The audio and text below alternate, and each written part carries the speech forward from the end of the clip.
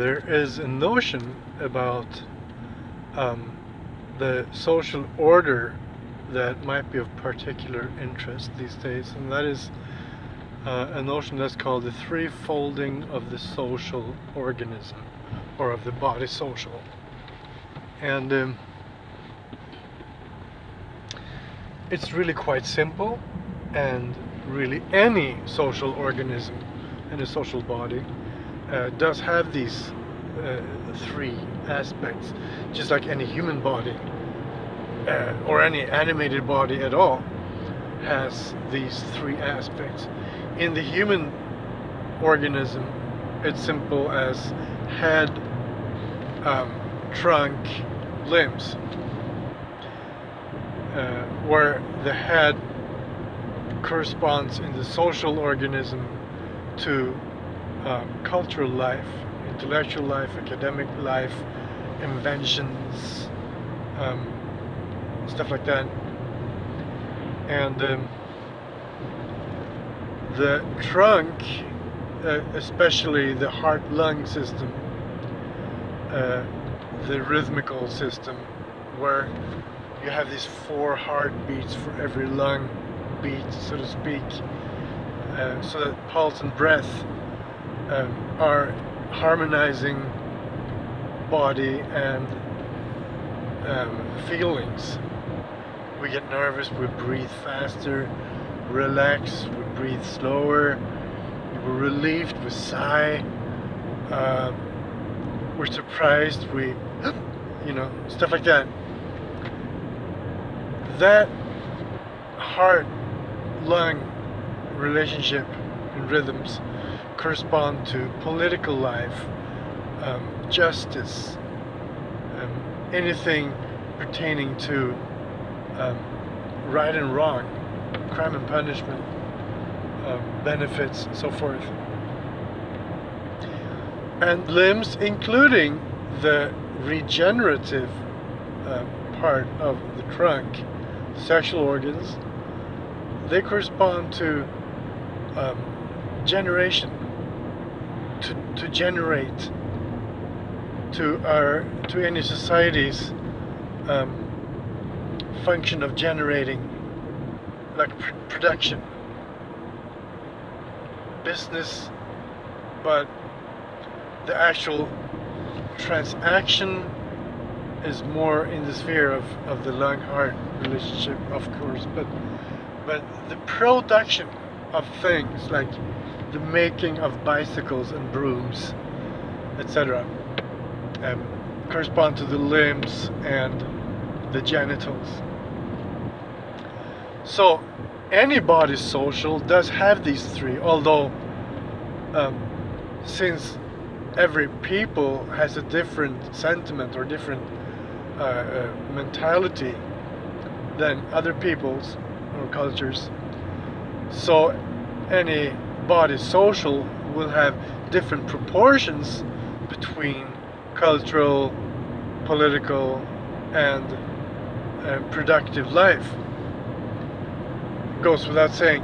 So the thing now is to order the relationship between these three spheres and how they work in each other. And often thinkers that have really thought about these things have put this in relationship to the old device from the French Revolution of freedom, equality, and fraternity, where freedom then is thought to correspond to intellectual and cultural life, equality to the legal life and political life, such as one man, one vote, and so forth, same punishment for same crime, and fraternity, brotherhood, has then been paralleled with the life of production, manufacturing, and so forth. I will challenge that. I can agree that equality is corresponding to political and administrative life. Sure, principally at least. But I'm not so sure, or I'm pretty sure that freedom belongs in the sphere of production, and that fraternity belong in the sphere of culture. If you look at a craftsman, and any artist will also have to be a craftsman. Otherwise, you have conceptual art, and that makes people sick. That makes people neurotic.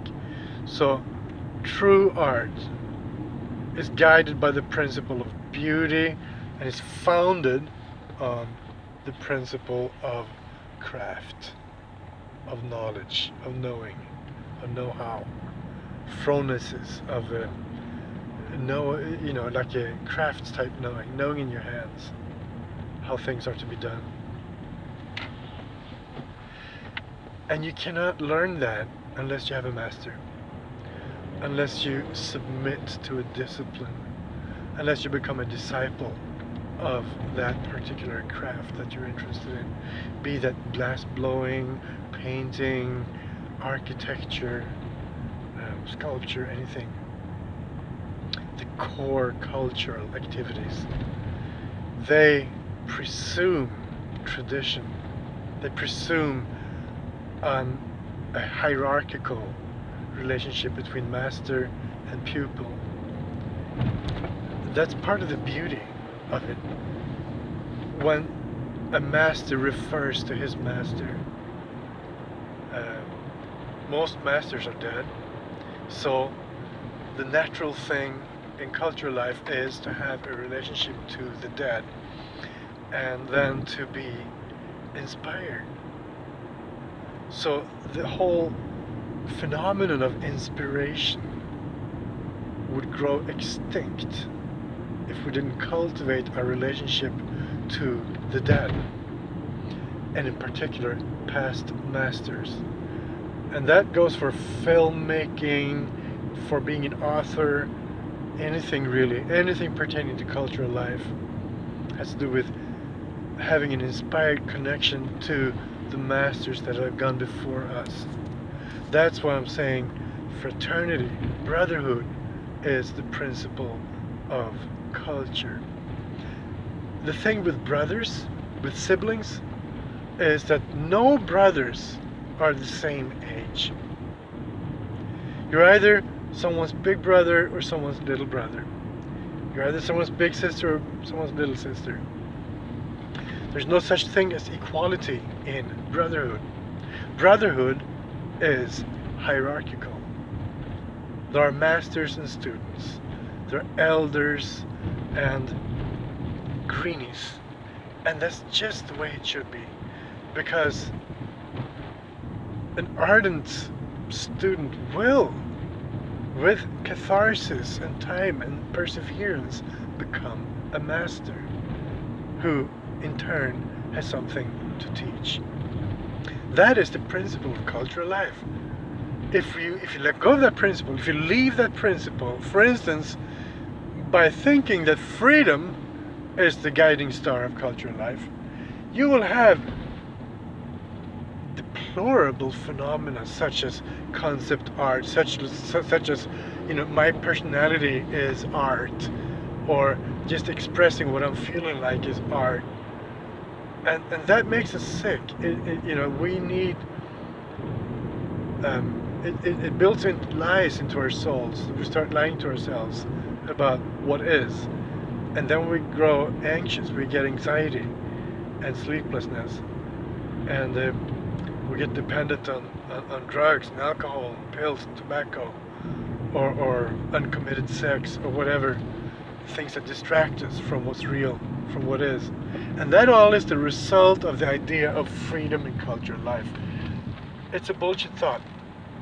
So what about brotherhood, fraternity in the life of production? It stifles it.